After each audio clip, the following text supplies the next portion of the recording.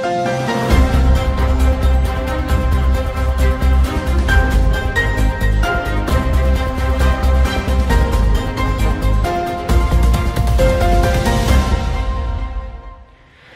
वालेकुम। अबरार रशीद आपकी खिदमत में एक मरतबा फिर हाजिर, और आपसे दरख्वास्त है कि अगर अभी तक आपने चैनल को सब्सक्राइब नहीं किया तो इसे सब्सक्राइब कर लें। जो बेल आइकन है उसे ज़रूर प्रेस करें। आपका बहुत बहुत शुक्रिया। इस तरह मैंने पहले अर्ज किया था अपनी मुतअद्दिद वीडियोज़ में कि अब क्रिसमस और नए साल की छुट्टियों, तातीलात और तकरीबात का सिलसिला शुरू होने वाला है, यानी चंद दिन की बात है। तो हस्बे तवक्को अब यूएई में अबू धाबी ने कुछ नए कवानीन का ऐलान किया है, यानी ऐसे कवानीन के जिनका ताल्लुक बराह रास्त अबू धाबी में दाखिले से है, और वो लोग जो यूएई के अंदर मौजूद हैं और अबू धाबी जाते हैं किसी भी काम के सिलसिले में, अब उन पर इन कवानीन का इतलाक होगा 19 दिसंबर बरोज़े इतवार से। अब बज़ाहिर तो ये एक ही कानून है, यानी दाखिले का नया कानून जो वज़ा किया गया है। इसका मकसद ये बताया गया है कि इसकी वजह से जो अबू धाबी की जो रियासत है, अमारात है, उसमें कोरोना वायरस के केसेस जो कि अब तक कम हैं, उनकी तादाद को कम ही रखा जाए। ये नया कानून क्या है? ईडीई स्कैनर से आपका स्कैन किया जाएगा। उसका तरीका मैं आपको बता देता हूं, जो वहां की गवर्नमेंट ने अनाउंस किया है कि कोई भी शख्स जो यूएई के अंदर से शारजा, दुबई या दीगर जितनी भी रियासतें हैं वहां से अगर वो अबू धाबी दाखिल होगा तो दाखिली या एंट्री के पॉइंट पर एक ऑपरेटर उसके पास आएगा और एक मोबाइल स्कैनर कह लें या तस्वीर लेने वाला जो आला है उससे उसके चेहरे का स्कैन किया जाएगा। इस स्कैन के जरिए ये पता चलाया जाएगा कि इस शख्स में कोरोना वायरस के जरासीम पाए जाते हैं या इसके इम्कानात मौजूद हैं। अगर तो जब वो आपका जो चेहरा जो है वो स्कैन किया जाएगा उसमें इसकी रिपोर्ट मनफी आई, यानी कोरोना वायरस के इम्कानात ना होने के बराबर हुए, तो आपको दाखिले की इजाज़त दे दी जाएगी।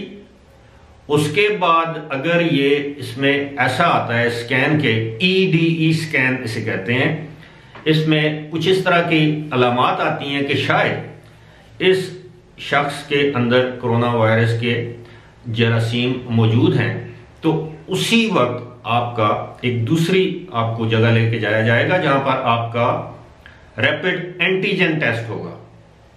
रैपिड एंटीजन टेस्ट जो है ये किया जाएगा, जिसकी रिपोर्ट आपको 20 मिनट के अंदर अंदर मिल जाएगी, और इसमें अगर आपकी रिपोर्ट एक मरतबा फिर नेगेटिव आती है तो आपको अंदर जाने की, यानी अबू धाबी में दाखिले की इजाजत दे दी जाएगी। अगर ये रिपोर्ट पॉजिटिव आती है तो आपको आइसोलेट किया जाएगा, और मुमकिन है कि उसके बाद आपका पीसीआर टेस्ट किया जाए और उसकी रिपोर्ट आने के बाद यह फैसला किया जाए कि आप अबू धाबी दाखिल हो सकते हैं या नहीं हो सकते, और अगर दाखिल भी हो सकते हैं तो आपको कितने दिन आइसोलेशन में रहना पड़ेगा।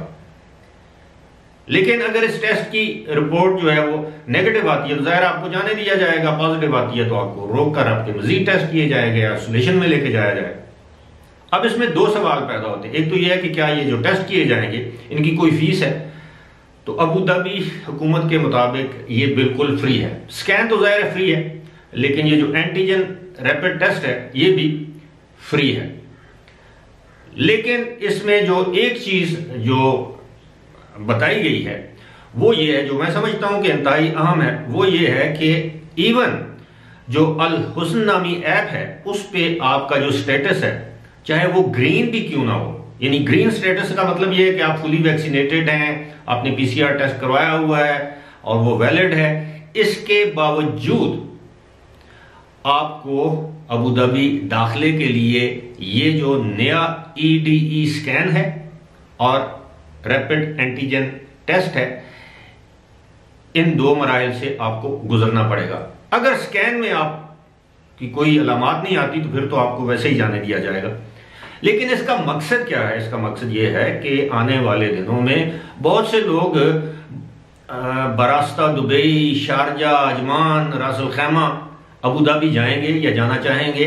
उन लोगों को स्कैन करने के लिए, मॉनिटर करने के लिए ये नया कानून या ये नया ज़ाब्ता लागू किया गया है, या नए प्रिकॉशनरी मेजर्स कह लें, हिफाजती इक़दाम कह लें, उसका नफाज किया गया है ताकि अबू धाबी की रियासत में ये जो नया वेरिएंट है ओमिक्रॉन या कोरोना वायरस, ये मजीद ना फैले। और इस हवाले से अगर आपको मैं याद दिलाता चलूं तो गुज़श्ता साल भी 25 दिसंबर को, काफ़ी अरसे के बाद ये इन्होंने अबू धाबी को खोला था आम लोगों के लिए। उससे पहले लोगों को वहां जाने के लिए बहुत मुश्किलात का सामना था। अभी तक ये वाज़ेह नहीं किया गया है कि जो दीगर ममालिक से बराह रास्त लोग अबू धाबी जाते हैं उनके लिए कवानीन में कोई तब्दीली की गई है या वही कवानीन है, यानी आने से पहले PCR test, Abu Dhabi arrival के बाद PCR टेस्ट। फिलहाल क्वारंटीन के हवाले से वहां पर कोई फैसला नहीं किया गया। उम्मीद है, तवक्को है, आने वाले दिनों में इस तरह के मजीद हिफाजती इक़दाम उठाए जाएंगे ताकि क्रिसमस और न्यू ईयर के मौके पर वबा एक मरतबा फिर कम से कम अबू धाबी में दोबारा सर न उठाए। फिलहाल इसी के साथ मुझे दीजिए इजाजत। खुदा हाफिज।